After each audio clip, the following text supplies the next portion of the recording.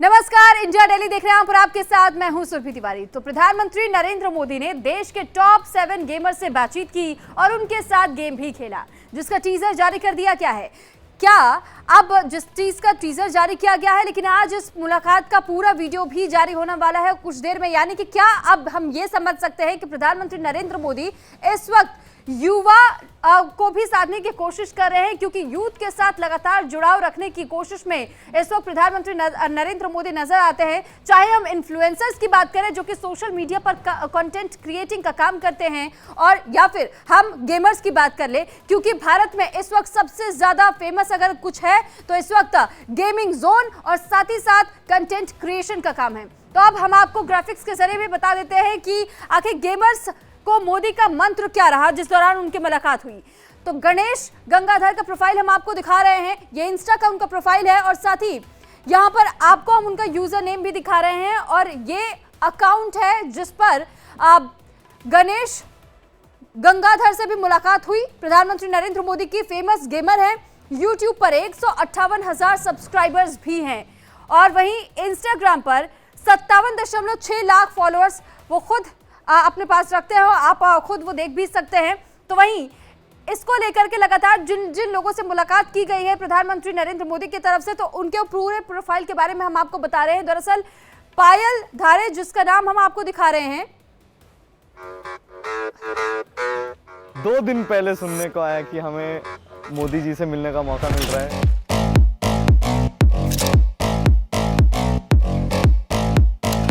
Too fast, too much has happened. ये तो मुझे भी यकीन नहीं हो रहा है, सच्ची बताओ तो कि मैं यहाँ हूँ। वो एक्साइटमेंट अंदर रखना है ना, वो बहुत मुश्किल था मेरे लिए। तो पहले तो हमको देख के ऐसा लगा कि हमारे जो ड्रीम्स थे वो रियलिटी में बदल गए। आई थिंक ये वंस इन अ लाइफ वाला एक चीज़ हो गया जो मैं आई थिंक कभी नहीं भूल पाऊंगी। He is a global leader.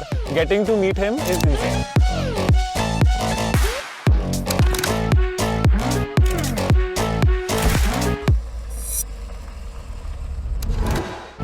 But that moment जब बस वो आ रहे हैं,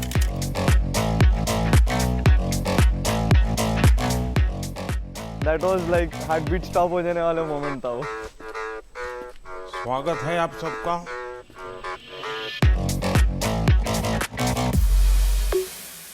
Once he came and sat in front of us, I'm sure सब लोग वंडर कर रहे थे, wait, is the same person जो हम टीवी पे देखते हैं। जब सामने बैठे थे तभी भी धक धक हो रहा था बहुत।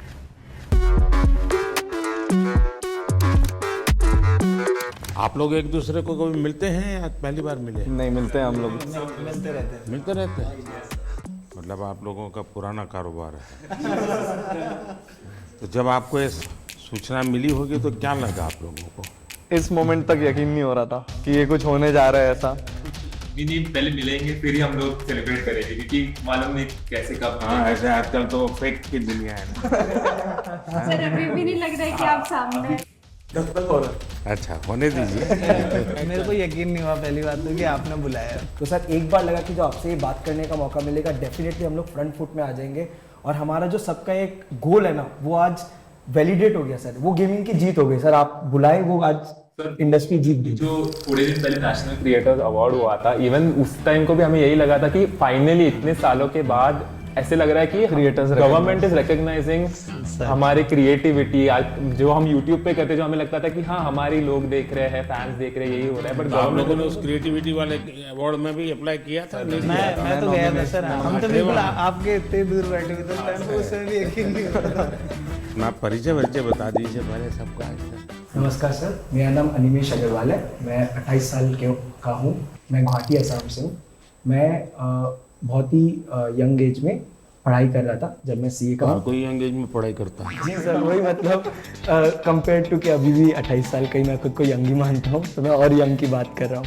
तो मैं सीए का पढ़ाई कर रहा था, मैं सीए फाइनल्स तक पहुँचा था, और मैं सीएफए और एफआरएम की भी लेवल 1 दे चुका था। मैंने अपने माता पिता से 1 साल का ब्रेक मांगा था अपने पढ़ाई से गेमिंग की करियर को परस्यू करने के लिए। जब मैं 2018 में स्टार्ट किया, मैं सोच के पूछा था कि 1 साल मैं गेमिंग में पूरा दूंगा और कुछ बनने की कोशिश करूंगा। तो परिवार में क्या रिएक्शन आया? अब सर क्योंकि मैंने पढ़ाई करके रखी थी और मेरे पास बैकअप बहुत स्ट्रांग था कि गेमिंग में कुछ नहीं कर पाता, वापस जाके पढ़ाई कंटिन्यू कर पाता, तो इसलिए माता पिता हमेशा सपोर्ट किए हैं इस चीज़ को। और फिर मेरा गोल यही है कि मैं गेमिंग को इंडिया में आगे बढ़ाऊँ और सबको, जो भी युवा फॉलो कर रहे हैं हम सभी को, इतने बड़े बड़े इन्फ्लुएंसर्स को, उनको करेक्ट डायरेक्शन दिखाऊँ गेमिंग से अच्छा क्या कर सकते हैं और उसी की तरफ काम आगे करने की कोशिश चल रही है सर। मुसीबत ये हो जाएगी कि जब भी अब कोई ठग बोलेगा किसी को भी तो आप दिखाई देंगे और कोई आपको देखेगा तो कहेगा यार ये तो अच्छे इंसान है, उसको ठग कैसे बोल सर वो चीज़, लेकिन एक चीज़ अच्छी है कि गेमिंग में थोड़ा नाम बना लिया है तो गेमिंग वाले लोग अब ठग से अच्छे नज़र से मुझे देख रहे हैं। ठग से ठग करेंगे। हाँ, और मैं दुनिया एकदम भी ठगी नहीं कर रहा हूँ सर। मेरा नाम अंशु बिष्ट है, वैसे मेरा गेमिंग नाम गेमर फ्लीट है सर। मैं आता हूँ हल्द्वानी नैनीताल उत्तराखंड से।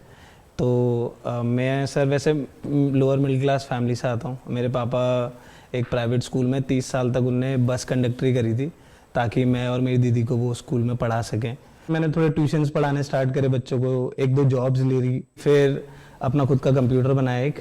सर आर्थिक स्थिति इतनी अच्छी नहीं थी तो उनका बनता है कि ऐसे सोचना कि आप समझ रहे हो ना कि आपका बच्चा बस कंप्यूटर में बैठ के चिल्ला रहा है दिन भर, क्योंकि सर थोड़ा होता है कि मतलब चिल्लाना इन द सेंस कि मतलब खुश होना, कि तभी लोग देखते तो खुश होते हैं ना कि अरे वाह इसको कितना मजा आ रहा है, तो उन्हें मजा आता है। यानी आपको एक्टिंग भी करनी पड़ती है थोड़ी बहुत, ताकि व्यूअरशिप बढ़े। तो हाँ सर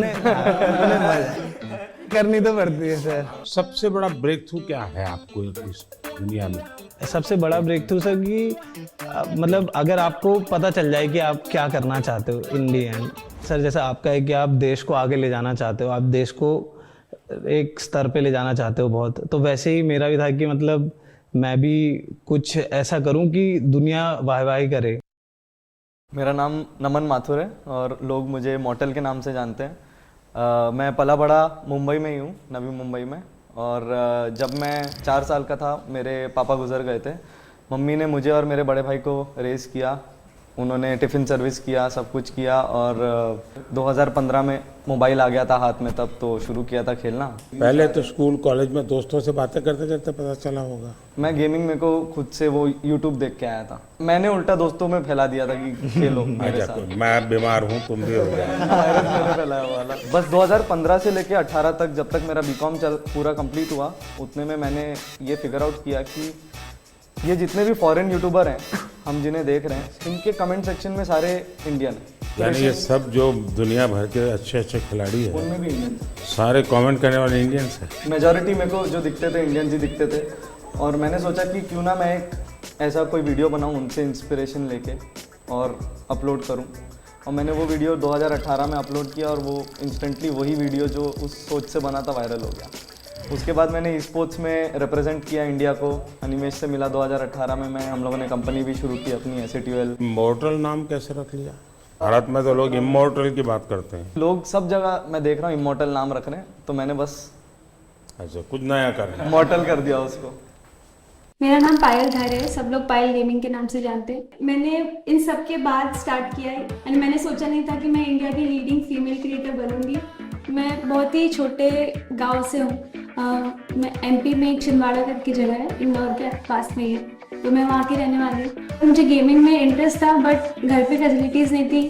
12th तक भी हमारे पास घर पे फ़ोन नहीं था खुद का, तो गेमिंग में थोड़ा थोड़ा इधर उधर देखते रहते थे, या दोस्त के जो भाई वगैरह है वो कैफेज जाते थे गेम खेलने, तो वहाँ से थोड़ा बहुत नॉलेज आया कि गेमिंग भी कुछ होता है। तभी के टाइम पे यूट्यूब पे गेमिंग पॉपुलर होने लगी थी इंडिया में भी, तो मैंने सोचा कि क्यों ना मैं भी इसको एक ट्राई दूँ और लड़कियों को भी एक ऐसा ऑप्शन मिले कि इसमें भी आप करियर बना सकते हो।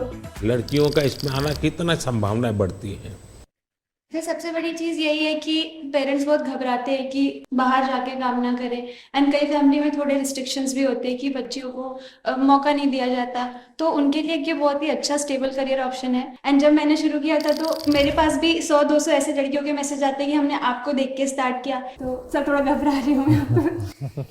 हाँ थोड़ी सांस लीजिए फिर बात करते हैं।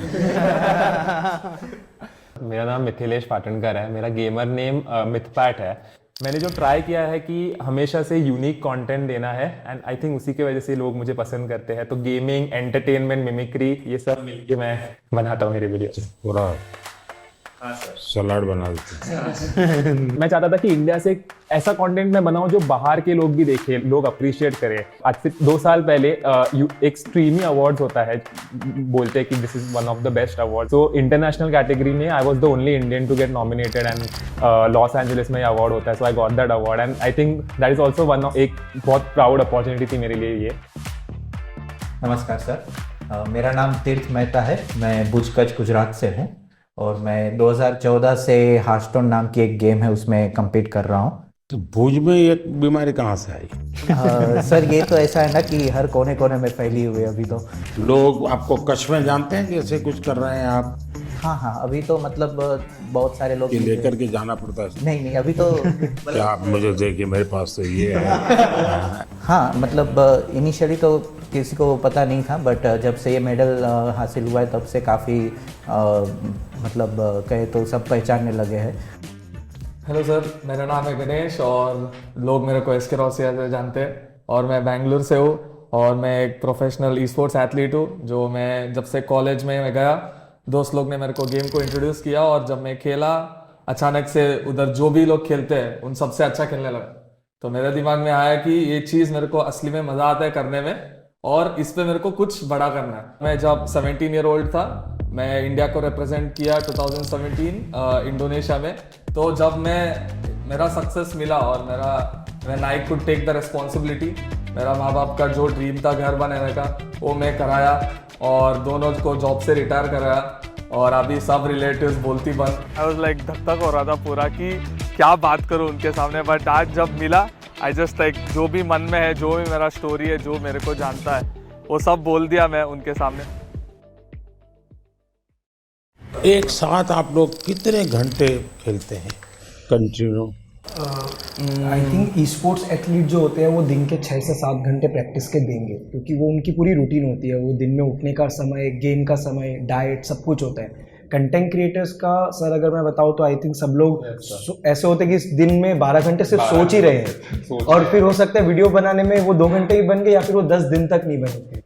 हमारे देश में क्रिएटिव की दृष्टि से गेम की दुनिया में कंट्रीब्यूशन कितना होगा? पिछले 2 साल में जो कंटेंट बन रहा है इंडिया में यूट्यूब पे, वो बहुत नेक्स्ट लेवल बन रहा है। लाइक सब ऑफकोर्स लोगों के पास फोन्स आ गए हैं, सबके पास अभी इंटरनेट एक्सेस आ गया, तो हम लोग ऐसा नया कंटेंट देख रहे हैं इंडिया में जो आई थिंक वर्ल्ड में किसी ने बनाया नहीं है। मैं शौक हो जाता हूँ कि इंडिया में इतना सस्ता है, इतना मतलब अच्छा है। इवन फॉर एग्जाम्पल अगर गेमिंग बाजू में रखी तो एग्जाम्पल यूपीआई भी इट्स ऑल्सो सिस्टम जो बाहर इतना अच्छा नहीं, मतलब कोई सिस्टम नहीं है जो इंडिया में। It's a blessing. गेमिंग की दुनिया में आज करोड़ों बच्चे हैं, उनको ये मालूम है कि हमारे यहाँ इंटरनेट इतना सस्ता है, उसी के कारण उनके लिए अपॉर्चुनिटी बनी है। पता है? बिल्कुल सर, मैं तो खुद ही मानता हूँ सर कि पूछोगे ना वो सबसे पहले बोलेगा फ्री इंटरनेट। यहाँ पे जो भी बैठा है हम सब, हमारी शुरुआत ही ऐसी हुई है सर। जिस तरह से free internet, cheapest internet I think India के टॉप 5 चीपेस्ट कंट्रीज में आते हैं।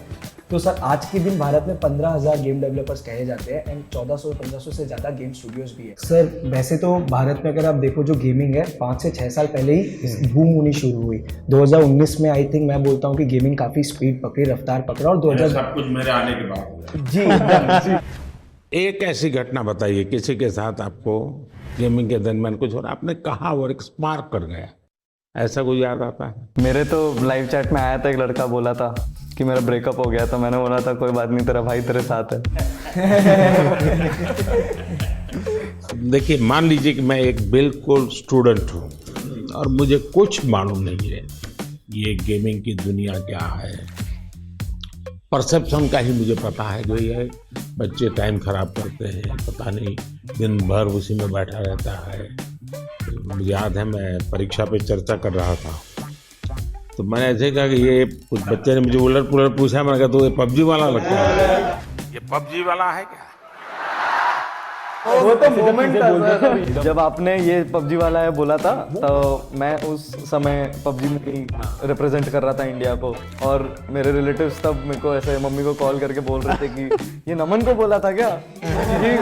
तब मैं इतने उस रिप्रेजेंट कर रहा था तो वो सबको पता था, तो कहीं आपने मुझे तो नहीं बोला हो, ये डाउट आ गया सबको। ये एक ऐसा क्षेत्र है जो अननोन है। ऐसी स्थिति में क्या आप लोगों को क्या अनुभव आता है जब बच्चों से बात करते हो, उनके परिवार से बात करते हो? कोई तो माँ बाप की ये था कि तुम बंद करो, मेरे बच्चे को बिगाड़ रहे हो। ये तो सर अगर हाँ पेरेंट्स मिलते हैं हमें, पेरेंट्स यही बोलते हैं कि हमारे बच्चों को बोलो कि पढ़ाई करे, सिर्फ आपके वीडियोस देखते रहते हैं। तो मैं अच्छा, फिर वो काम भी आप ही को कहते हैं। बहुत बार न्यूज में देखा है कि पेरेंट्स का क्रेडिट कार्ड यूज करके बच्चों ने गेम्स में इन गेम पैसे होते हैं वो लिए, एंड वो चीज़ बहुत बड़ी न्यूज हो जाती है। उससे क्या होता है कि फिर हमें भी अफेक्ट हो जाता है उससे। राइट नाउ मेरा एक ही गोल है कि अगर किसी बच्चे को भी ई स्पोर्ट्स एथलीट बनना है या बहुत स्किल लेवल पे टॉप लेवल पे खेलना है, उनको मैं कैसे गाइड करूँ, उनका पेरेंट्स को मैं कैसे गाइड करूँ, बिकॉज ये अवेयरनेस बहुत कम लोग के पास है। घर में ऐसा लगता है कि जैसे स्पोर्ट्स एक एक्टिविटी जरूरी है या डांसिंग सीखना माँ बाप चाहते हैं कि बच्चे को आना चाहिए, क्योंकि वो भी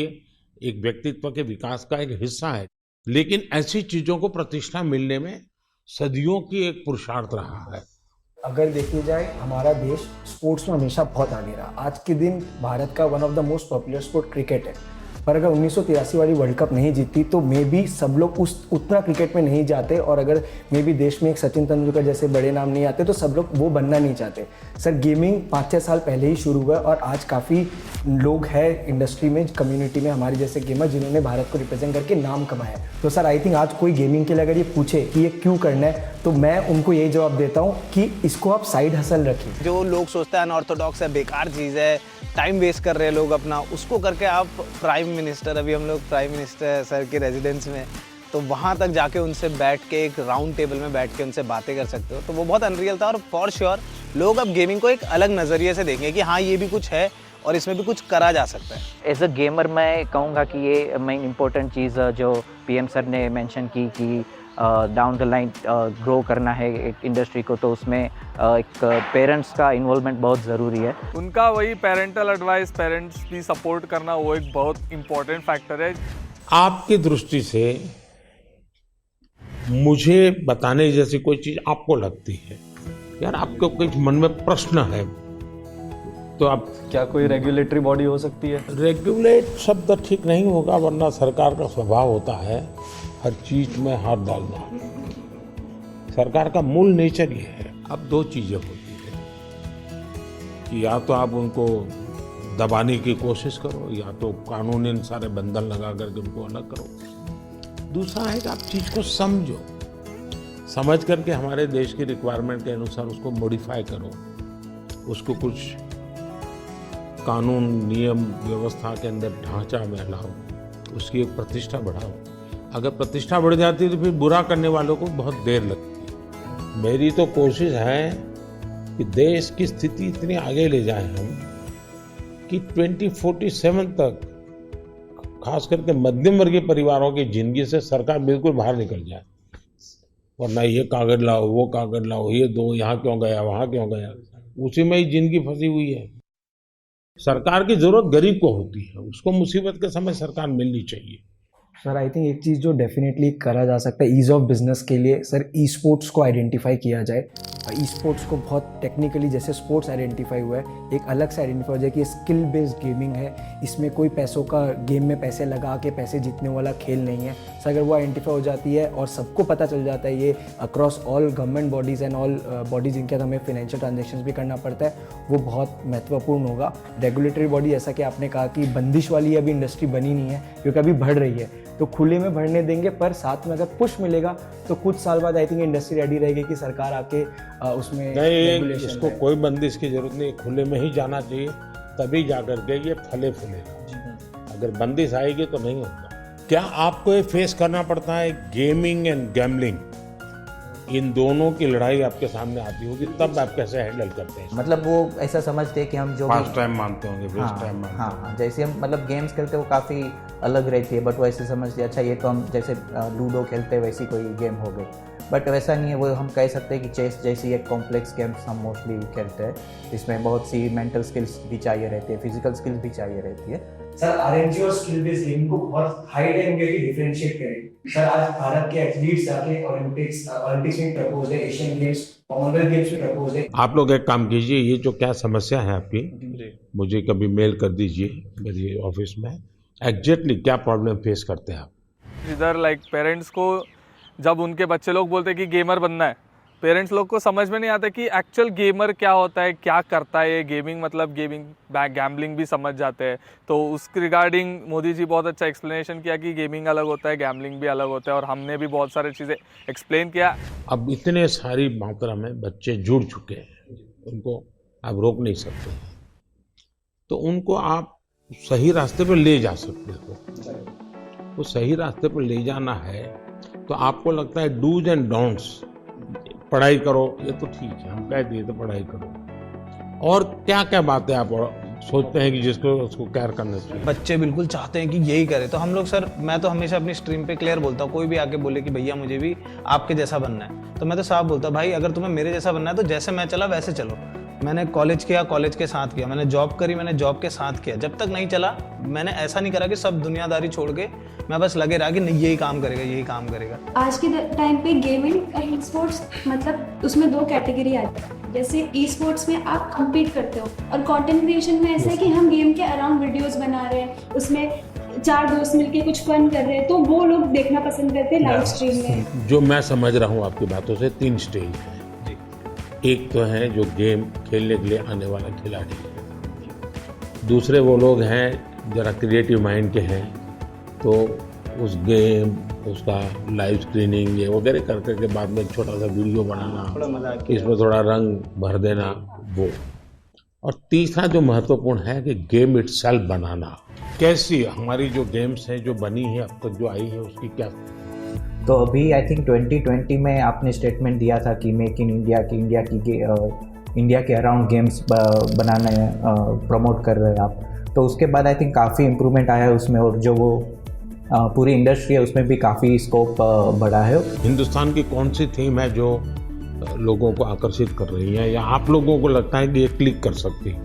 क्योंकि जो वेस्टर्न वर्ल्ड की आती है उसमें तो मारो काटो दौड़ो भागो यही आता है। जैसे हमारे पंचतंत्र है, क्या कभी किसी ने उसमें माइंड अप्लाई किया है? अभी डेवलपमेंट में जो बोर्ड गेम्स हमारे पुराने खेले जाते थे, जैसे अष्टो चौकड़ी करके एक गुजराती में हम छोटे थे तब से वो गेम खेल रहे, तो अभी उसके जो है वो डिजिटल वर्जन्स अभी रिलीज़ हो। बाकी यही है कि हमारी जो मिथोलॉजी है जो उसके अराउंड काफ़ी गेम्स डेवलप हो रहे हैं। दुनिया आज एक बहुत बड़ी चर्चा करती है ग्लोबल वार्मिंग की, क्लाइमेट के इश्यूज हैं, दुनिया में अलग अलग तरीके अपनाए हैं। मैंने दुनिया के सामने अलग विषय रखा है, मैंने कहा है मिशन लाइफ।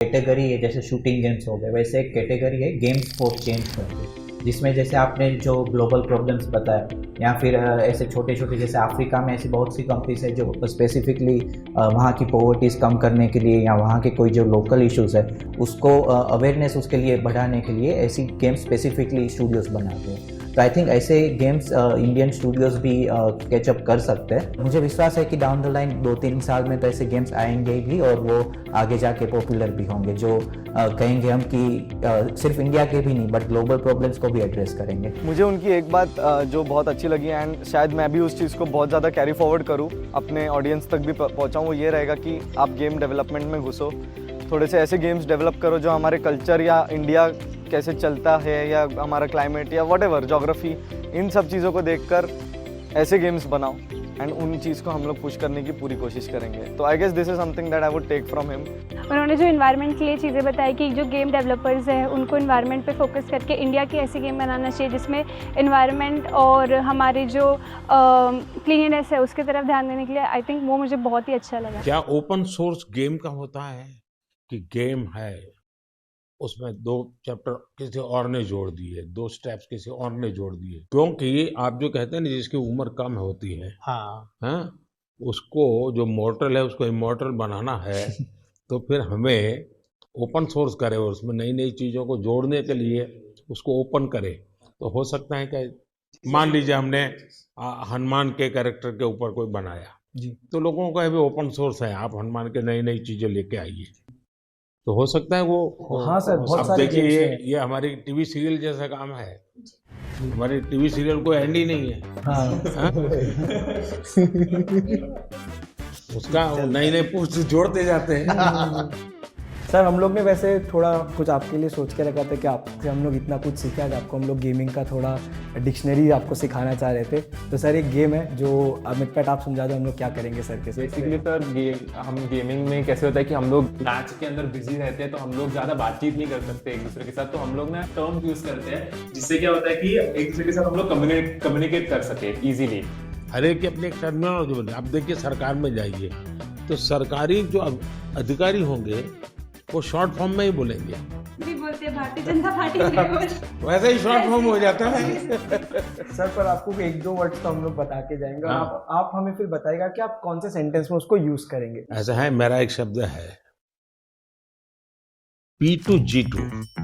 तो मेरा वो P2G2 शब्द ये है pro people good governance. P2G2. अच्छा एक और है नूब.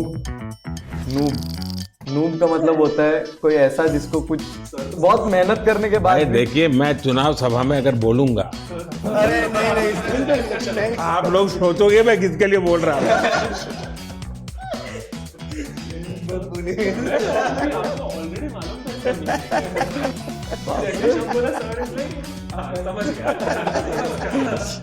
अगर मैं बोल दूंगा तो आप तो लोग उसके लिए बोला है. ग्राइंड करके एक वर्ड होता है, तो ये तो खैर आप गेम में भी इस्तेमाल कर सकते हो, आप कहीं भी इस्तेमाल कर सकते हो. ग्राइंड मतलब सर मेहनत करना हो गया बेसिकली. जैसे अगर मैं माइनक्राफ्ट खेलता हूँ तो मुझे उसमें एक एक चीज़ सीखने के लिए ग्राइंड करना पड़ता. तपना सर, तपना हिंदी में आसान भाषा में तपना. और दूसरा है सर GT है, गॉट टू है. मतलब हम जनरली कोई भी गेमिंग सेशन एंड करते हैं तो दोस्तों को कहते हैं कि अभी मैं क्लोज कर रहा हूँ, जाना है, तो हम टाइप करते हैं GT. चलो निकल मतलब अवे फ्रॉम कीबोर्ड. यानी कि आप गेम खेल रहे हो, 4 लोग एक टीम में एक साथ खेल रहे हैं, अचानक से मम्मी ने बुला दिया कि खाना रेडी हो गया, तो वो फोन इधर ऐसे छोड़ के जाएंगे तो मतलब गेम में हार जाएंगे. तो टीम मेंबर्स आके हमें, अगर हम चाहते कि टीम मेंबर्स को समझे कि सुनो मैं जा रहा हूँ लेकिन मेरी जगह तुम लोग लो, तो हम लोग AFK लिखते हैं, अवे फ्रॉम कीबोर्ड. मतलब मैं नहीं हूँ पर तुम लोग संभाल लो. यानी एक दूसरे को कह कर के जाते हैं, इतनी डिसिप्लिन फॉलो करते हैं. और सर सबसे बड़ी चीज आपको कूलेस्ट PM कहा जाता है हमारी साइड में. अगर कि सबसे कूल अगर कोई है तो वो हमारे PM है. एंड आप जैसे मतलब हमारी और आपकी उम्र में काफी डिफरेंस है लेकिन फिर भी एक नहीं आपने किसने बताई ये मीडिया में सब आता है वो सच मत मानो. हाँ मतलब सर आप भी जेंजी है हमारे. हाँ मैं कलर करके बाल वाइट रखता हूँ ताकि जहाँ लोगों को लगे कि मैं मैच्योर हूँ. आपने एक मुझे याद है, मुझे बहुत बार गई थी यूट्यूब फैन फेस्ट में, आपने जब सर सिंपल चीज वही लाइक शेयर सब्सक्राइब सब लोग पागल हो गए. आप लोग को कूलेस्ट PM को गेमर टैग देना चाहिए. हम लोग सब गेमर्स के नाम है, सर का कोई नाम नहीं है. नाम सर इंडिया ने मुझे बहुत पहले से नाम दे के रखा है नमो. तो वो हम लोग क्या कहते हैं, नमो OP. Sir OP is overpowered. और आपको सबसे ज्यादा ही ओवरपावर्ड. सबसे ज्यादा पावर. सर अभी कुछ आपके साथ गेम्स चलिए. सर आप बहुत एक्साइटेड है आपको गेमिंग सिखाने के लिए. आपको ये पहनाता हूँ. करके हाँ लूज, फुल लूज. सिर्फ हाथ मूव करना है. हाँ आगे पीछे मारना. जोर से मारिए. हाँ मारिए. मतलब फर्स्ट गो में जिस हिसाब से उन्होंने किया we were mind blown. India के सब गेमर आज खुश हो गए हैं। वाओ, कैसा था आपका अनुभव ये खेल के? अच्छा ही है, लेकिन सब आप इतनी जल्दी अडैप्ट भी कर लिया, एक्सपेक्ट नहीं किया था मैंने। आप लोगों से ट्रेनिंग लिया। ये देखिए राइट नीचे आना है ना। किसी को नहीं मिल सकता, उतना मुश्किल है मिलना। जो मौका हमको मिला तो this will be the best moment of my life where we played games. आप अंदर चले जाइए यहाँ से। देखिए अब यहाँ पे आ गए आप, स्पीड भी बढ़ चुकी है अब। मैं बहुत खुश हूँ क्योंकि ये एक इंडियन गेम है, फर्स्ट टाइम मतलब सर खेल रहे हैं।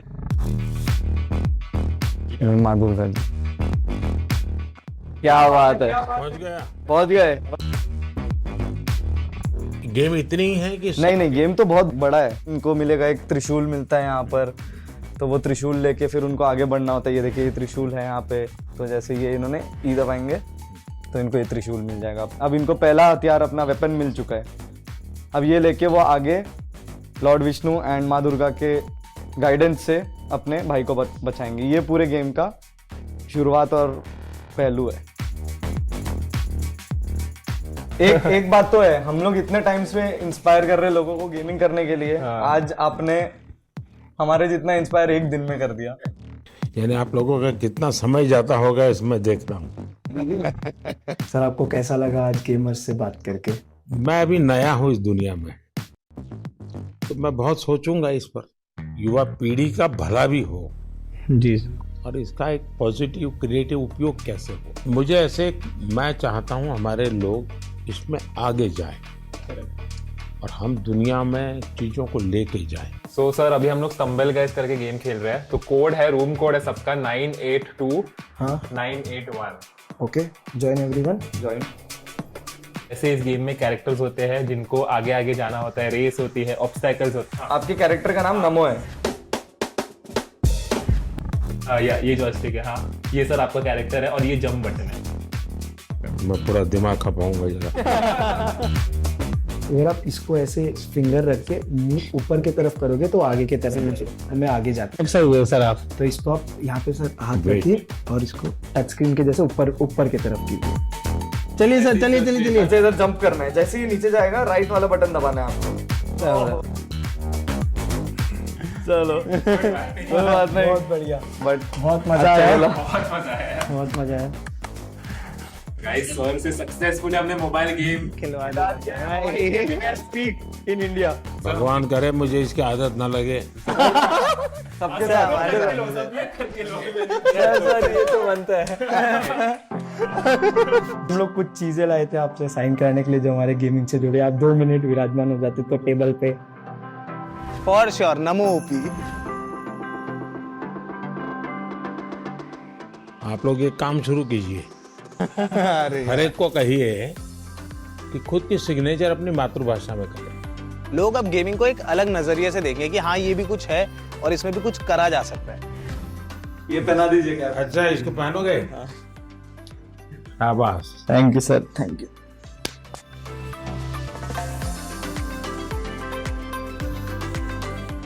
सर आपके साथ वैसे कैसे फोटो चाहिए जिसका कन्वर्ट कर दो जैसे गेम में हम। हाँ चलिए। I think Indian gaming peaked today. Who is the biggest influencer in India? It's our Prime Minister. हमने उनसे मिले।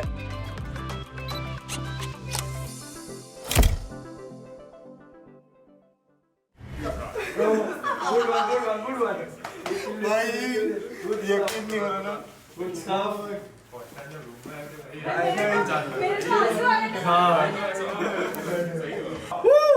मजा आ गया। हम लोग अभी इसलिए खुश है बिकॉज मम्मी पापा तुम्हारा बेटा मोदी जी के साथ मिल गया है।